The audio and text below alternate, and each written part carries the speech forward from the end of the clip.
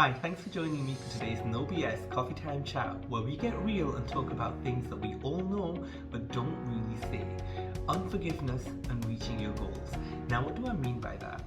Many times when you have unforgiveness towards another person, it takes a lot of mental and emotional energy that's kind of consuming you and your time and energy, which you could be using more productively, for example, in reaching your goals. Now, many times we hold unforgiveness towards people. It can be a friend, it can be a family member, it could be a co-worker. And it's pretty difficult to go through a week and sometimes even a day without being offended or mad at somebody or having the chance to hold that unforgiveness towards somebody. But I'm sure you've heard it said, when you do hold unforgiveness towards somebody and that hatred, for example, that you have towards somebody, it's like drinking poison yourself but hoping the other person will die. Now, I know that sounds really extreme, but the idea is that when you hold unforgiveness towards somebody else, it does more harm to yourself than it does to the other person, who many times doesn't even know that you're mad at them or even hold that unforgiveness towards them. Now, it's not within the scope of this video to go into details about what somebody may have done or what somebody may have said. Suffice it to say, many times there's a legitimate reason why you may have that unforgiveness or that reason to dislike somebody else. But the whole point is not to use that as a reason to hold on to it. Because as I said, when you hold that unforgiveness towards somebody, it's a lot of mental energy and emotional energy.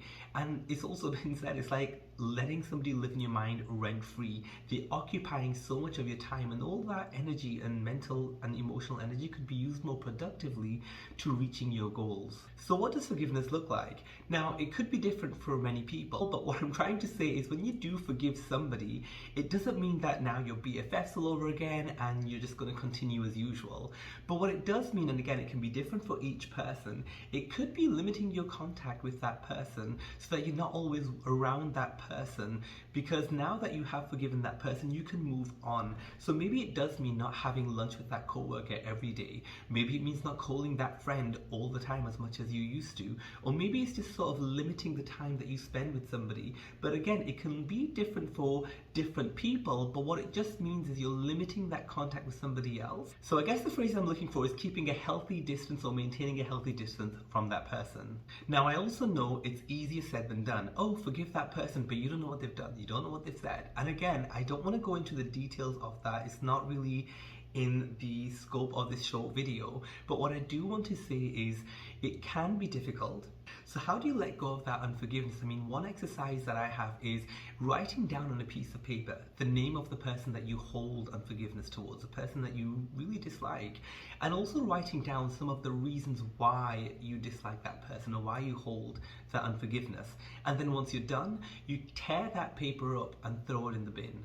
Or it could be burning, of course, like in a safe, controlled way, that piece of paper, and that just acts as a physical representation, a manifestation of you releasing and letting go of that unforgiveness. And many times it could feel better because that physical representation does kind of make you feel like you're letting go of that. And once you do, as I said, when you let go of that unforgiveness towards somebody else, it really releases you from being consumed with the mental energy, the emotional energy of holding that unforgiveness towards somebody else who, again, many times doesn't even know, care, or think that you have that unforgiveness towards that person.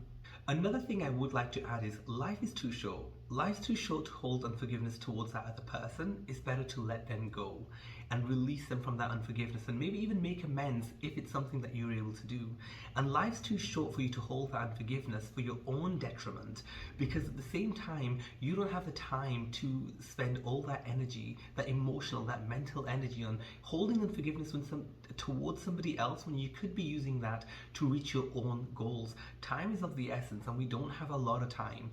And when you do let go of that unforgiveness, you're able to just be more productive, more clear-headed, and just release yourself and go freshly towards what it is that you actually want to do. You're not doing it for the other person. When you forgive somebody, it's more for yourself, to release yourself, rather than something you're doing because, they deserve it, they acknowledge their mistake. No, it's all about letting yourself be free, rather than the other person. And again, when you do, you get the benefits of being able to reach and go after your dreams and goals with that clear head and more energy without it being consumed by the other person. So that's my short video on unforgiveness. Please do leave a note in the comments if there's other things that you do to kind of like let go and forgive somebody else.